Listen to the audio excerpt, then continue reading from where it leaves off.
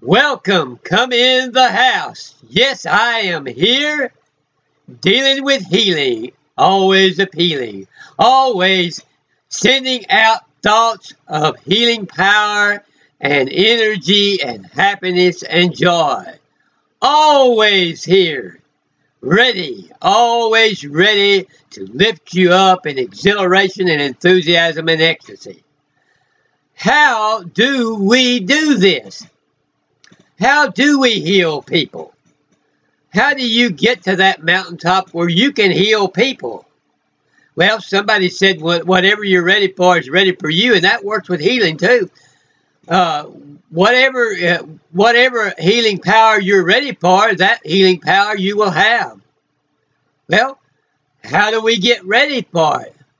We have to make sure that we hold on to every thought of healing and everything that is every wonderful healing thought is something that we cherish, something that we hold dear, and something that we let go through our mind every minute. And you never let it go. You let it go through your mind. Every time you hear a healing thought, you let it go through your mind over and over, and you make sure and memorize it and learn it. And then that will make you ready to receive more. Every time you receive one healing thought that you never forget, and that you're really grateful for, and that you really thank God for, and so forth, that makes way for more. And so to get the healing power then, we begin to ready ourselves to receive all of the things that God has for us. And when we go to heal somebody, we remember those, and we remember who God is. That's the most important thing there. Remember who God is. And therefore, when he says, now are we the sons of God, then we learn really and truly who we are. And then you remember who you are when you go to healing. Remember who you are as a son and daughter of God, and remember who God is as omnipotent, omnipresent, and omniscient.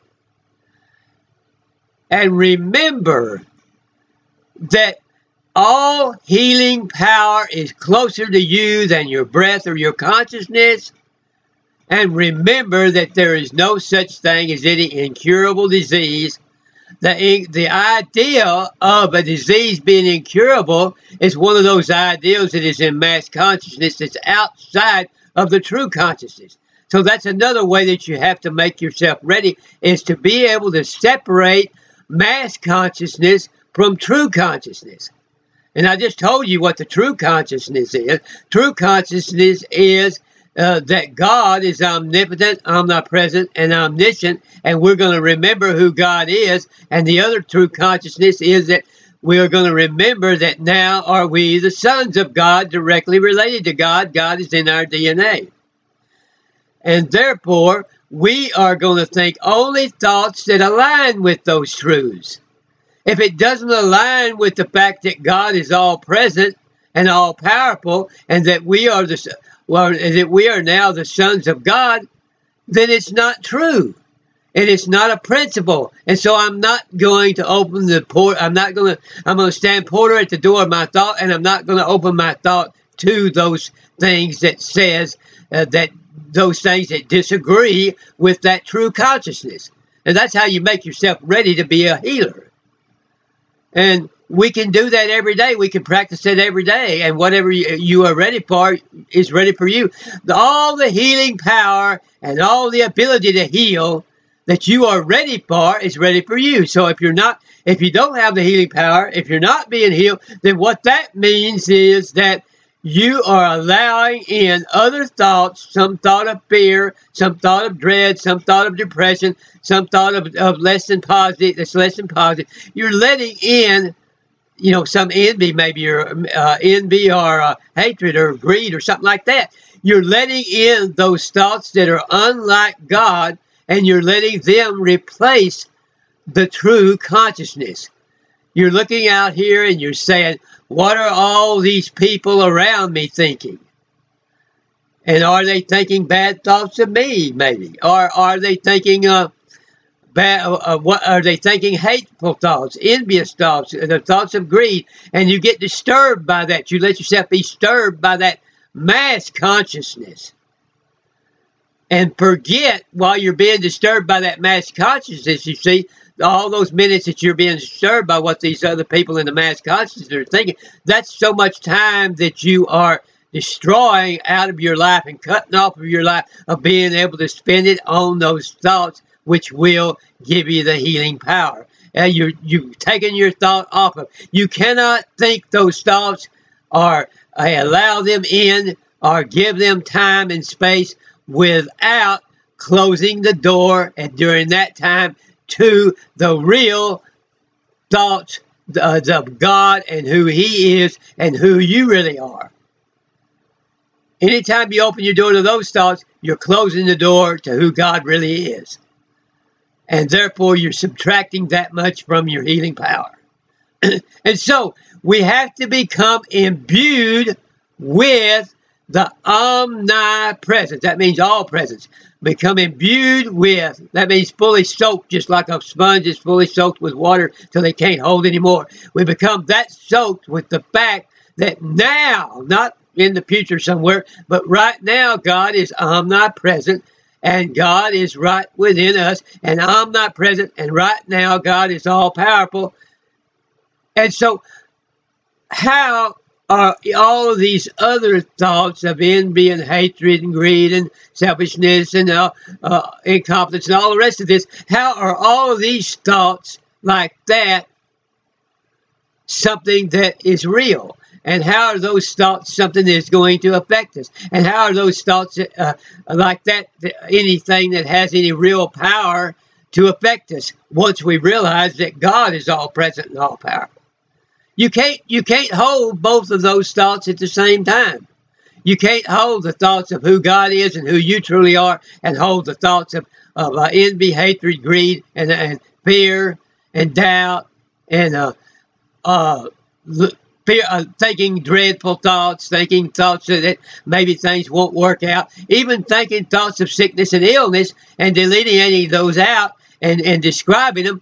You're taking your mind off of who God is, because God, being all present, is all harmonious. And He is, so all of that harmony is actually present with you to receive. Don't take your thoughts off of harmony. Don't take your thoughts off of the divine power, and therefore you will keep those running. So what we have to do is keep our thoughts firmly upon not only the realness of God and who He is and the realness of who we really are, but the real thoughts and what they are and how powerful they are. When you're ready to do this, then healing power is ready for you. And the power to heal and be healed is ready for you. So I just enjoy so much, I enjoy doing these videos because that keeps my thoughts on the power, the real power. And that expresses that real power. And that's one of the things we have to do. We have to get those real thoughts in our mind, and then we have to express them out. We have to confess them. We have to go over them. We have to keep them going through our mind. You have to keep the pure water going through your mind to keep the foulness out.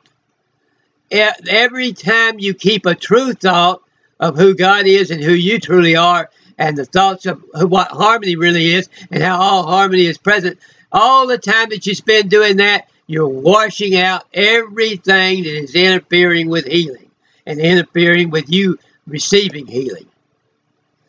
Understand then what power is in our words and in our thoughts, and how we express our words and how we express our thoughts. And like some people say, in what you confess, the power of what you confess. That is what you go over and over and over, and what you believe, and what you have a passion about, and what you believe enough to speak it, and tell it to others, there's power in that.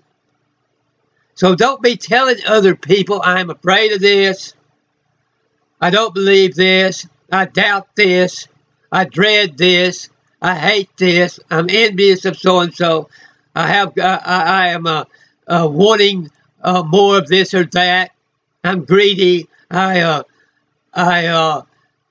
envy somebody of what they have, and all these kinds of thoughts like this, or I just dislike that person. That person is just no good. I mean, that person turns my stomach. All these kinds of thoughts like this are thoughts that are interfering with what is real going through your mind. So we have to get rid of those things. And I know at first it's hard to do, but we can learn how to do that. So once again, how do we become ready to heal others, and how do we receive healing ourselves? We become imbued with the things that are healing until we have made ourselves ready for the healing power to flow. The healing power should not be interfered with by a mind full of hatred, envy, greed, or selfishness, or lack of love, or lack of joy. That's gaining thoughts of joy and being grateful for every thought of joy that you can, and getting yourself on the mountain of joy and keeping yourself on the mountain of joy.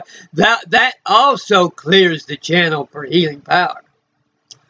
Joy, just like the scripture says, cheerful heart doeth good like a medicine. And it also says the joy of the Lord is our strength. In other words, the same as saying that the joy of the Lord is healing power. And when our mind is full of the joy of the Lord, it cannot be entertaining all of these other things. These thoughts of lack, these thoughts of fear, these thoughts of dread. You can't be entertaining those if you really have the real joy of the Lord. The joy of the Lord is by keeping your mind upon the Lord and knowing who He is and knowing who you are as a son of God or daughter of God. That's the joy of the Lord. The joy of the Lord is knowing who you are and who He is, and how powerful He is, and how divine He is, and how much healing power He has. That's the joy of the Lord that is going to give you the strength, and that's the joy of the Lord that is going to enable you to heal people.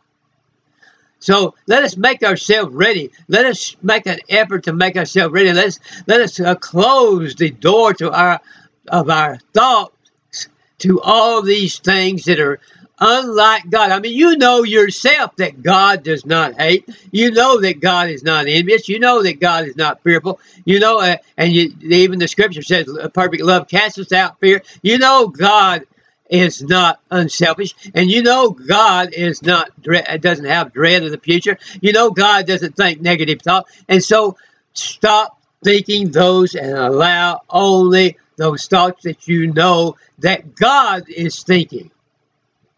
And think about what Jesus did when He went about healing all the sick, and went about doing good. And it says all the books in the world could not hold all the times and all the different people that were healed.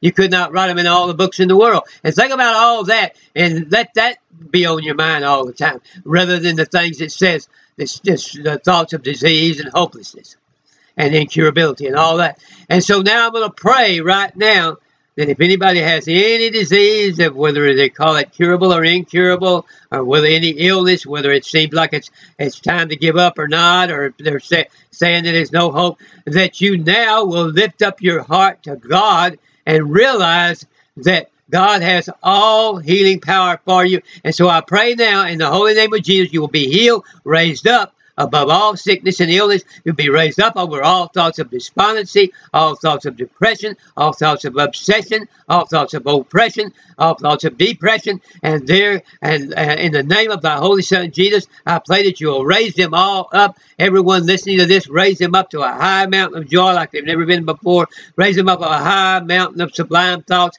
Raise them up of a high mountain of happiness, peace, and joy of every kind. And let them know the strength of God. Let them know the the power of God. Let them know the joy of the Lord that gives power and strength. Let them know of the joy of the Lord that gives healing power. Let them know of the thoughts that produce healing. Let them know how to let them flow through their mind and heart all the time. And I ask all these things in the name of thy Holy Son, Jesus. Amen, amen, and amen.